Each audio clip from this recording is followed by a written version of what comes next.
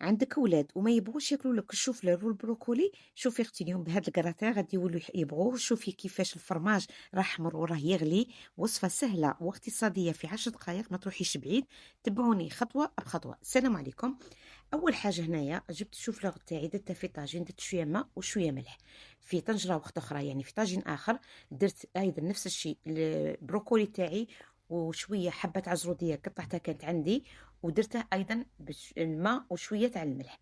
الوغ بعد ما طابلي الشوفلير والبروكولي تاعي والزروديه غادي نحضر لا بيشاميل. ابقي معايا باش تعرفي كيفاش حضرت هاد البيشاميل باش تعطيك هذاك الاحمرار. اول حاجه درت مغرف تاع دهان وزدت لها مغرف تاع فرينه. بعد ما داب لي الدهان زدت الفرينه بطبيعه الحال ونخليها فوق النار باش نطيبوا هذيك الفرينه في هذاك الزبده. من بعد ما طيبي هذاك الفرينه نجيبو كاس تاع حليب. الكاس اللي استعملته هنايا كاس تاع 200 مليلتر. تبقي تحركي حتى يذوب لك هذاك كاع لي غريمو تاع الفرينه. من بعد ديري لها بهارات، ديري لها درت شويه ملح وشويه حرور ولا ميسكات. لا ميسكات غادي تعطيك بنه شابه في لا بيشاميل تاعك. اذا تبقي تخلطي. من بعد ما تخلطي هذوك لي زيبيس تاعنا غادي نزيدو الفرomاج. بالنسبه للفرماج انايا زدت غير 2 حبات، تبغي تزيدي 3 حبات زيدي 3 حبات. اذا بعد ما يذوب لي الفرماج غادي نجيب الان مكون الاساسي اللي غادي يعطيك الاحمرار والطراوه الكغاتان تاعك، هي انك تضيفي حبه تاع البيض.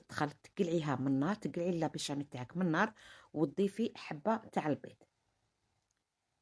اذا نخلط مليح. هذيك الحبه تاع البيض قلت لك غادي تعطيك طراوه للغراتان تاعك، وايضا تعاون الغراتان تاعك باش يجيك احمر. اذا بعد ما تخلطي هذيك لا بيشاميل تاعك تجيبي تكوني حطيتي هذاك البروكولي تاعك كيما راكم تشوفوا انا حطيته في ان بلا تاع 23 سنتيمتر. ستفت كاع البروكولي تاعي مع الشوفليغ مع الزروديه وتكبي هذاك البيشاميل كيما كتشوفي. ومن بعد تدخلي فيه فرن يكون ساخن، ما غاديش يديلك بزاف طياب يعني على حسب الفرن تاعك. كيما انايا دار لي واحد 6 دقائق 7 دقائق ولا لي احمر. اذا ندخلها في الفرن تاعي من يولي يعني على حسب كاين اللي يبغي يحمر بزاف كاين اللي نورمال تقلعيه من الفرن تاعك.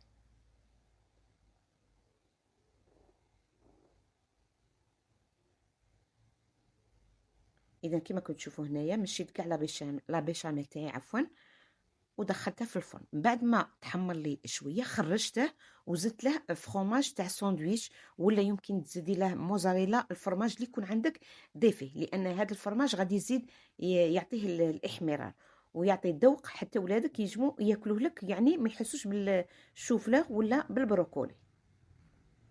اذا هذه هي وصفتنا اليوم، اتمنى انها كنت خفيفه وظريفه. اذا ما تنسوش التعليقات لايك والبارتاج. الى فيديو اخر ان شاء الله، مع السلامه، خليكم في امان الله.